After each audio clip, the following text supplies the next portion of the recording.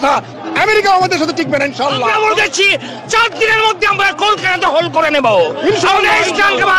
আমরা তো হোল করে নেব। নমস্কার।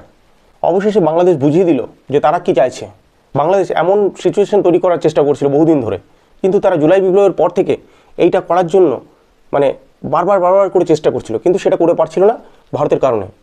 আজকে যে ঘটনা দেখলাম আমরা, তাতে কিন্তু সত্যি ভারত বাংলাদেশ সীমান্ত এখন একটা চরমতম উত্তেজনার জায়গায় চলে গিয়েছে। বাংলাদেশ এমন একটা মুভ করেছে যার দরুন কিন্তু গোটা বিশ্ব এখন বাংলাদেশের দিকে তাকিয়ে আছে। প্রথমত দেখা যাচ্ছে যে বাংলাদেশ এই কিছুদিন যাবৎ যা ঘটনা বাংলাদেশের মধ্যে ঘটে চলছিল, মাইনরিটিদের ওপর অত্যাচার থেকে শুরু করে মানে চিন্ময় কৃষ্ণ দাসের জামিন নামঞ্জুর করা, সবটার জন্যই কিন্তু গোটা বিশ্ব বাংলাদেশকে চরম ধিক্কার জানাচ্ছিল। আমরা দেখেছি ইউকের পার্লামেন্ট, সেখানেও বাংলাদেশ প্রসঙ্গে আলোচনা হয়েছে। আমেরিকাও কিন্তু বাংলাদেশের এই যা সিচুয়েশন চলছে, অর্থাৎ সেখানে যে মাইনরিটিদের উপর অত্যাচার চলছে, সেটা কিন্তু তারা তীব্র নিন্দা জানিয়েছে। অর্থাৎ বুঝতেই পারছেন বাংলাদেশ কিন্তু একেবারে কোণঠাসা অবস্থা চলে গিয়েছিল। আর আমরা ভাবছিলাম যে হয়তো ভারত এর দ্বারা কোনো এখন পর্যন্ত যা ঘটনা ঘটে চলেছে বাংলাদেশে, এর দরুন এখন পর্যন্ত কোনো প্রধানমন্ত্রীর তরফ থেকে কোনো বিবৃতি আসেনি। ভারত কিন্তু ধীরে চলো নীতি পালন করে চলেছে। কিন্তু বাংলাদেশ যা ঘটালো তার দরুন কিন্তু বোঝা যাচ্ছে যে বাংলাদেশ ঠিক এই কারণটার জন্যই কিন্তু এতদিন ধরে বাংলাদেশ তিলে তিলে তারা নিজেদের কাজটুকু করে যাচ্ছিল। ভারত বিদ্বেষ থেকে শুরু করে মাইনরিটিদের উপর অত্যাচার এবং পুরো যা ঘটনা বাংলাদেশের মধ্যে ঘটে চলেছে, মিডিয়ার অপপ্রচার থেকে শুরু করে পুরোটাই কিন্তু ঠিক এই কারণের জন্য হচ্ছিল। কি কারণ? বাংলাদেশ 2014 সালে শেখ হাসিনা যখন তুরস্কে যায়, তখন তারা একটা ডিল করে ড্রোন নিয়ে, অর্থাৎ স্পাই ড্রোন। এই ড্রোনের নাম হচ্ছে বেরেক্তার TB2। অর্থাৎ এই ড্রোনের কাজ হচ্ছে স্পাই হিসাবে কাজ করা সীমান্তে। আজ অবধি এইরকম ধরনের ঘটনা কিন্তু বাংলাদেশ সীমান্তে বা ভারতীয় সীমান্তে দুটি দেশের মধ্যে কোনোদিনও ঘটেনি। বাংলাদেশ কী করেছে? বাংলাদেশ গতকাল বাংলাদেশের এই যেই তুরস্ক থেকে আনা 6টি ড্রোন তারা স্পাই হিসাবে কাজে লাগানোর চেষ্টা করেছে ভারত বাংলাদেশ বর্ডারে। আর ভারতের গোয়েন্দা বিভাগ এই বিষয়টি কিন্তু তাদের নজরে এড়ায়নি। ভারত সরকার কী করেছে যে তারা ভাবছিল যে বাংলাদেশ এমন কিছু ঘটাবে, অতএব ভারতবর্ষ কিন্তু প্রথম থেকেই কিন্তু তৈরি হয়েছিল। আর এটা ভাবলে চলবে না যে বাংলাদেশের যা সিচুয়েশন তৈরি হয়েছে, এই সিচুয়েশন কিন্তু মানে কোনো অবস্থাতে ভারত ওইভাবে ঠিক হ্যান্ডেল করবে না। অর্থাৎ আপনারা যেটা ভাবছেন যে যুদ্ধ যেয়ে ডাইরেক্ট যুদ্ধ করে বাংলাদেশের সাথে তারা সমস্যার সমাধান করবে, এটা কিন্তু ভুল ধারণা। কারণ ভারতবর্ষ কখনো চায় না যে একটি ছোট্ট মাত্র দেশ, যার জন্ম দিলেই ভারত, সে আজকে ভারতের সাথে হয়তো বিরোধিতা করছে ঠিকই, কিন্তু তার দরুন যে তাকে মানে যুদ্ধ করে সেই সমস্যার সমাধান করবে, এটা কিন্তু ঠিক নয়। অর্থাৎ ভারতবর্ষ কিন্তু কোনো অবস্থাতে চায় না যে বাংলাদেশের সাথে তারা যুদ্ধে করে এই ধরনের সমস্যার সমাধান করা। ভারত কিন্তু একটা দারুণ স্ট্র্যাটেজি নিয়েছে। তারা ইসরায়েলের HP ড্রোন, অর্থাৎ এই তুরস্কের ড্রোনের থেকে 100 গুণে বেশি যেটা কার্যকরী, সেই ড্রোন কিন্তু ভারত বাংলাদেশ সীমান্তে কিন্তু তারা মোতায়েন করে দিয়েছে। ফলে কি বুঝতেই পারছেন ভারতবর্ষ কিন্তু চুপ থাকার মানুষ নয়। কারণ বাংলাদেশে আমরা যেসব ঘটনাগুলো দেখছি কিছুদিন ধরে, তাতে কিন্তু ভারত কনসার্নড। আচ্ছা, এই সব বিষয়ের পিছনে কে রয়েছে? শুধুমাত্র কি বাংলাদেশ এই ধরনের ঘটনাগুলো ঘটাতে পারবে? একটি ছোট দেশ যার জনসংখ্যা হচ্ছে 18 কোটি, কিন্তু সেই জনসংখ্যা নিয়ে যাদের কোনো সামরিকভাবে যারা এখনও পর্যন্ত সোজা হয়ে দাঁড়াতে পারেনি, অর্থাৎ এই বাংলাদেশের আজকে স্থান হচ্ছে গিয়ে 25 নম্বর সামরিক হিসাবে। ফলে কি বুঝতেই পারছেন একটি চতুর্থ দেশ এবং একটি 25 নম্বরের দেশ হিসাবে ভারত বাংলাদেশ কিভাবে যুদ্ধ করতে পারে? আপনাদের প্রত্যেকের ধারণা যে ভারত কিন্তু বাংলাদেশের কাছে মানে একটা ত্রাস। অর্থাৎ বাংলাদেশকে ভারতবর্ষ যদি চায় যে সামরিক বাহিনী দিয়ে তাদের উপরে মানে যুদ্ধ করা, তাহলে কিন্তু মাত্র 10 থেকে 15 মিনিটের মধ্যে বাংলাদেশকে তারা জয়লাভ করবে। কিন্তু বিষয় কিন্তু সেটা নয়, বিষয়ের গভীরতা আছে। আপনারা যদি গভীরে যান তাহলে বুঝতে পারবেন ভারত এবং বাংলাদেশের মধ্যে যে সিচুয়েশনগুলো তৈরি হয়েছে, এই সিচুয়েশনগুলো তৈরির পেছনে কিন্তু অন্য কোনো ব্যক্তি কাজ করছে। আপনারা যদি পরপর ঘটনাবিন্যাসগুলো দেখেন তাহলে আপনাদের ধারণাটা কিন্তু স্পষ্ট হয়ে যাবে। চলুন আজকে এই বিষয়ে জানার চেষ্টা করব। প্রথমত হচ্ছে এই যে জুলাই বিপ্লব হলো, সেই জুলাই বিপ্লবের পেছনে কিন্তু বাইডেন সরকার সাপোর্ট করেছিল। কারণ বাইডেন সরকারের একটি দাবি ছিল যে তারা যাতে সেন্ট মার্টিনটা পেতে পারে। আর শেখ হাসিনা যেহেতু সেই সময়ে গভর্নমেন্টে ছিল, শেখ হাসিনা কিন্তু ডাইরেক্ট ডিনাই করে দেয় যে আমরা কোনো অবস্থাতে কিন্তু সেন্ট মার্টিন আমাদের হাতছাড়া করব না। ফলে কি এই একটা বড় একটা সমস্যার জন্য বাংলাদেশ আজকে এই অবস্থায় চলে গিয়েছে। আর ডক্টর ইউনূস যে হচ্ছে গিয়ে এই বাইডেন সরকারের খুব ক্লোজ ব্যক্তি, বাইডেন সরকার তখন ভেবেছিল যে ঠিক আছে, তাহলে মোহাম্মদ ইউনূসকে যদি আমরা ক্ষমতায় দিতে পারি তাহলে কিন্তু আমরা আমাদের যে কাজ নেভেল বেস তৈরি করা সেন্ট মার্টিনে, ফলে গিয়ে আমরা চায়নার যেসব আধিপত্য সে বিস্তার করতে চাইছে সেই আধিপত্যটা আমরা কিছুটা হলেও কমাতে পারবো। এই কারণের জন্য কিন্তু তখন আমেরিকা তারা শেখ হাসিনার গভর্নমেন্টকে ফেলে দিয়ে ডক্টর ইউনূসের গভর্নমেন্টকে সেখানে বসানোর চেষ্টা করে, ইভেন তারা বসিয়েও দেয়। কিন্তু আপনারা যদি এইটুকু ভাবেন তাহলে কিন্তু আপনারা ভুল ভাবছেন। কারণ হচ্ছে এই যেসব ঘটনাগুলো ঘটেছে সেটার জন্য কিন্তু আপনারা যদি দেখেন তাহলে দেখবেন এই পাকিস্তানের কিন্তু পুরোপুরি মদত রয়েছে। কারণ 1971 সালে যে যুদ্ধ হয়েছিল, অর্থাৎ মুক্তিযুদ্ধ হয়েছিল, সেই যুদ্ধ হয়েছিল পাকিস্তান এবং বাংলাদেশের মধ্যে।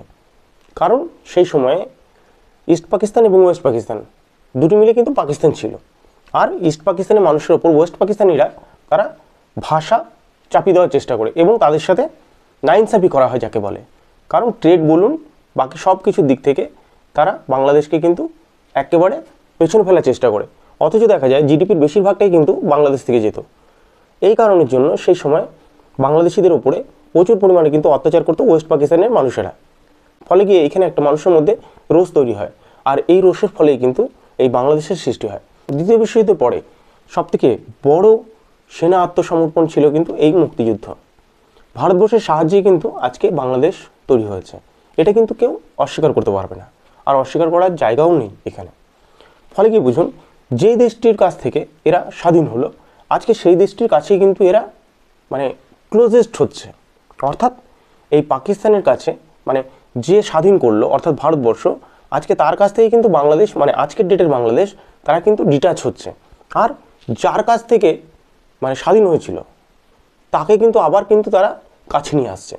ফলে বিষয়টা বুঝুন, বিষয়টা হচ্ছে এই রকম যে বাংলাদেশ এবং পাকিস্তান তারা কিন্তু আবার ক্লোজ হচ্ছে, অর্থাৎ আবার পুনরায় তারা ওই 1971 সালের আগে যেই পাকিস্তান ছিল সেই পাকিস্তান তৈরির কিন্তু একটা চেষ্টা চলছে। যদিও বা পাকিস্তান তৈরি নাও হয় তাহলে পাকিস্তান চাইবে যে বাংলাদেশকে দিয়ে তারা ভারতকে অশান্ত করতে।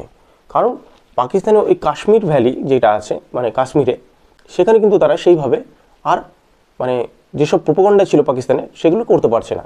ফলে গিয়ে তারা এখন এই মুহূর্তে চাইছে যে বাংলাদেশ হয়ে ভারতের সেভেন সিস্টারকে পুরো অশান্ত করতে।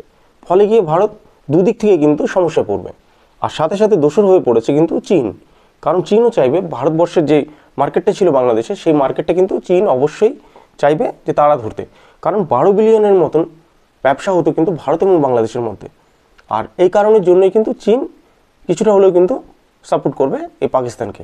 আর পাকিস্তান চাইছে যে বাংলাদেশের সাথে সমঝোতা করে ভারতবর্ষকে সবসময় উত্তেজনায় ভরিয়ে রাখবে। এই সব কারণগুলির জন্যই কিন্তু আজকের ডেটে বাংলাদেশ এত কিছু বলার এবং এত কিছু করার সুযোগ পাচ্ছে। আপনারা কোনোদিন দেখেছেন যে বাংলাদেশের মতন একটি দেশ যে আগরতলার ওই ইনসিডেন্টের পরে সেই এম্বাসি বন্ধ করে দিচ্ছে? সবথেকে বড় ব্যাপার যে পাকিস্তানের সাথে এত দূরত্ব ছিল আজকের ডেটে বাংলাদেশের, তার সাথে ভিসা চুক্তি শিথিল করে দেওয়া হয়েছে, মানে অনেক সহজ করে দেওয়া হয়েছে। অপরদিকে ভারতবর্ষের থেকে যেসব মানুষ বাংলাদেশে আসবে তাদের ভিসা অনেক কঠিন করে দেওয়া হয়েছে এবং সবথেকে যে বড় যেই ঘটনাটা ঘটেছে ভারতের ভিসা সীমিত করে দেওয়া হয়েছে। অর্থাৎ বুঝতেই পারছেন যে ভারত বাংলাদেশ উত্তেজনা কিন্তু চরম জায়গায় চলে গেছে। সবথেকে বড় যেই ঘটনাটা আজকে ঘটেছে, আজকে বাংলাদেশে যেসব প্রাক্তন সেনাকর্মীরা ছিল তারা একটা মিছিল বের করেছে এবং সেই মিছিলে তারা জানিয়েছে যে ভারতকে তারা যে কোনো মূল্যে হারিয়ে দিতে পারবে। সবথেকে মজাদার বিষয় যেটা তারা বলল যে তারা 4 দিনের মধ্যে কলকাতা দখল করবে। অর্থাৎ বুঝতে পারছেন কী অবস্থায় চলে গেছে বাংলাদেশ। প্রাক্তন সেনাকর্মীরা তারা বলছে 4 দিনের মধ্যে তারা কলকাতা দখল করবে। আর সবথেকে বড় ব্যাপার, একজন প্রাক্তন সেনাকর্মী হয়ে এই ধরনের কথা বলা, তারা বলছে যে তারা মুক্তিযুদ্ধের মতন সেই সব সেনাবাহিনী নয়, তারা আজকের ডেটে মানে সেই ক্ষমতা রাখে 4 দিনের মতন কলকাতাকে দখল করতে। অর্থাৎ বুঝতেই পারছেন এই সব ইন্ধনগুলো কিন্তু এই বাংলাদেশি মানে অর্থাৎ আপনার জুলাই বিপ্লবের আগে যে বাংলাদেশ ছিল সেই বাংলাদেশের কিন্তু নয়। এর পিছনে কিন্তু বড় শক্তি কাজ করছে আর তার প্রতিফলন কিন্তু আমরা দেখেছি। কিছুদিন আগেই আমরা দেখেছি প্রায় 53 ইয়ার্স পরে পাকিস্তান থেকে কোনো জাহাজ বাংলাদেশের বুকে ঢুকেছে। আজকে মনে হচ্ছে হ্যাঁ এটা হলেও হতে পারে যে যে ব্যাপারটা আমরা তখন শুনেছিলাম যে হয়তো ওই জাহাজে করে বাংলাদেশে প্রচুর পরিমাণে অস্ত্র এসছে, আজকের ডেটে মনে হচ্ছে যে সেই তখন কনফার্ম হয়নি যে সেটা এর মধ্যে কী এসছে। আজকে সত্যি সত্যি মনে হচ্ছে যে হ্যাঁ, হয়তো সেই জাহাজে করে বাংলাদেশে কিন্তু অস্ত্র ঢুকেছে। কারণ যা সিচুয়েশন তৈরি হচ্ছে, যা মানে বিষয়গুলো পরপর সাজিয়ে যদি আপনারা রাখেন তাহলে বুঝতে পারবেন যে কিছু তো একটা বড় চলছে। এরই মধ্যে খবর পাওয়া গেছে যে ভারতের যে Randhir Jaiswal, spoke person foreign minister, তিনি জানিয়েছেন যে আমরা গত 9 তারিখে আমাদের ফরেন সেক্রেটারি তিনি বাংলাদেশে যাবেন এবং বাংলাদেশের এবং ভারতের মধ্যে যে সিচুয়েশন তৈরি হয়েছে সেই সিচুয়েশন যাতে কন্ট্রোলে করা যায় তার ব্যবস্থা করবেন। এবার দেখুন, বাংলাদেশ পর তারা কিন্তু ভারতের নামে এমন বিদ্বেষ ছড়ানোর চেষ্টা করছে। কয়েকদিন আগেই তারা জাতীয় ঐক্যর জন্য ডাক দিয়েছিলেন। তাদের দেশের প্রধান উপদেষ্টা অর্থাৎ ডক্টর ইউনূস, তিনি জাতীয় ঐক্যের ডাক দেন, প্রত্যেকটি ধর্মাবলম্বী মানুষকে তিনি ডাকেন এবং ডেকে তাদের সাথে কথা বলেন। অর্থাৎ দেখাতে চান যে আমাদের দেশে অর্থাৎ বাংলাদেশে যেসব ঘটনাগুলো ঘটছে সেগুলো সব মিথ্যা। প্রত্যেকটি ধর্মগুরুকে জিজ্ঞেস করেন যে বাংলাদেশের মানুষরা শান্তিতে আছে না নেই, তারা প্রত্যেকেই বলে হ্যাঁ শান্তিতে আছে। কিন্তু প্রশ্ন একটা, যাকে নিয়ে এই প্রবলেমটা হয়েছে অর্থাৎ ইসকনকে নিয়ে, এই ইসকনের চিন্ময় কৃষ্ণদাস ব্রহ্মচারীকে নিয়ে যেসব উত্তেজনা সৃষ্টি হয়েছে বাংলাদেশে, সেই ইসকনের কিন্তু কোনো ব্যক্তিকে সেখানে দেখা যায়নি। তাহলে এটা যে জাতীয় ঐক্য বলা হচ্ছে, এর পিছনে কিন্তু একটা বড় প্রশ্ন রয়ে গেল যে যদি জাতীয় ঐক্যের ডাক দেওয়া হয় এবং সেখানে দেখানো হচ্ছে মিডিয়াতে যে জাতীয় ঐক্যে প্রত্যেকে কিন্তু বলছেন যে হ্যাঁ বাংলাদেশ খুব শান্তিপ্রিয় জায়গা এবং সেখানে প্রত্যেকটি ধর্মাবলম্বীরা তারা সুখে শান্তিতে বসবাস করছে, যদি তাই হয় তাহলে ইসকনের ব্যক্তি নেই কেন? এটা কিন্তু একটা বড় প্রশ্ন। এরপরে দেখুন, সেখানে কিছুদিন আগে দেখানো হচ্ছে যে ভারতের মিডিয়া যেসব প্রচার করছে সেসব নাকি সব মিথ্যা, মানে বাংলাদেশে যেসব ঘটনাগুলো ঘটছে সেগুলো সব মিথ্যা, ভারত নাকি অপপ্রচার করছে। তার দরুন তারা বলেছে যে বাংলাদেশে যেসব মিডিয়া রয়েছে সেসব মিডিয়ারা যেন এই ব্যাপারগুলোকে যেন তারা ডিফেন্ড করে, তারা যেন এই ব্যাপারগুলো যাতে না ঘটে সেটা যেন দেখে। তার ফলস্বরূপ আমরা যেটা দেখছি, বাংলাদেশের মিডিয়া কিন্তু এখন চরমতম ঘোর ভারত বিরোধী হয়ে পড়েছে। প্রত্যেকটি জায়গায় প্রত্যেকটি ক্ষেত্রে কিন্তু দেখা যাচ্ছে সেখানে ভারতবর্ষের কোনো না কোনো কিছু নিয়ে তারা ইস্যু তৈরি করছে। ফলে কি আজকে বুঝতে হবে যেসব ঘটনাগুলো ঘটছে তার পিছনে কে বা কারা দায়ী, আর এই ঘটনা কতদিন ধরে চলতে পারে সেটাও কিন্তু এখন দেখার। কিভাবে এই উত্তেজনা শান্ত হবে, ভারতবর্ষ কিন্তু খুব সুন্দর একটা পজিশন নিয়েছে। তারা কিন্তু কোনো অবস্থাতে চাইছে না, বাংলাদেশ চাইছে ভারতবর্ষকে উত্তেজনা সৃষ্টি করতে, কিন্তু ভারতবর্ষ অত বোকা দেশ নয়। তারা কিন্তু চায় যে বাংলাদেশ যদি একটি ভুল করে তাহলে কিন্তু সেক্ষেত্রে বাংলাদেশের কিন্তু সমস্যা। কারণ বাংলাদেশ ইউএনের কাছে গিয়ে এমন একটা জায়গায় দাঁড়িয়ে গেছে, বাংলাদেশের এই মাইনরিটিদের নিয়ে যেসব ঘটনাগুলো ঘটেছে সেখানে ইউএনও কিন্তু এই বিষয়টা মানে প্রত্যেকে কিন্তু পর্যবেক্ষণ করছে। ফলে কি বুঝতেই পারছেন বাংলাদেশ একদম পুরো কোণঠাসা হয়ে পড়ছে এই মাইনরিটিদের ইস্যু নিয়ে। কিন্তু ভারতবর্ষ কিন্তু কোনো অবস্থায় চায় না যে ভারত বাংলাদেশ দুটি দেশের মধ্যে সম্প্রীতি নষ্ট হোক, অর্থাৎ এমন কিছু ঘটনা ঘটে যাক দুটি দেশের মধ্যে যেটা ইউএনে চলে যায়। কারণ পাকিস্তান ভারত একটা ইস্যু কিন্তু ইউএনের মধ্যে অলরেডি চলছে। অতএব ভারতবর্ষ কখনো চাইবে না যে আর কোনো দেশের সাথে এই রকম ধরনের ঘটনা কিন্তু ইউএনে যাক। আর সবথেকে বড় ব্যাপার, ভারতবর্ষ এখন এমনই একটা জায়গায় চলে গেছে, এই দেশকে আপনারা যদি চান যে আপনারা যে কোনো মূল্যে এই দেশের ক্ষতি করার চেষ্টা করবেন তাহলে সেটা ভুল। তো বিষয় হচ্ছে এই যেসব ঘটনাগুলো ঘটছে বাংলাদেশের বুকে সেগুলো নিয়ে কিন্তু গোটা ভারতবর্ষ কিন্তু এখন এই মুহূর্তে একেবারে পাখির চোখ রেখেছে বাংলাদেশের উপর। আর সবথেকে বড় ব্যাপার, এই যেই ঘটনাটা আজকে ঘটেছে অর্থাৎ সেখানকার প্রাক্তন সেনাবাহিনীরা যারা ছিলেন তারা যেসব কথাগুলো বলেছেন সেই কথার জন্য কিন্তু এই মুহূর্তে ভারত এবং বাংলাদেশ দুটি দেশের মধ্যে কিন্তু উত্তেজনা চরম।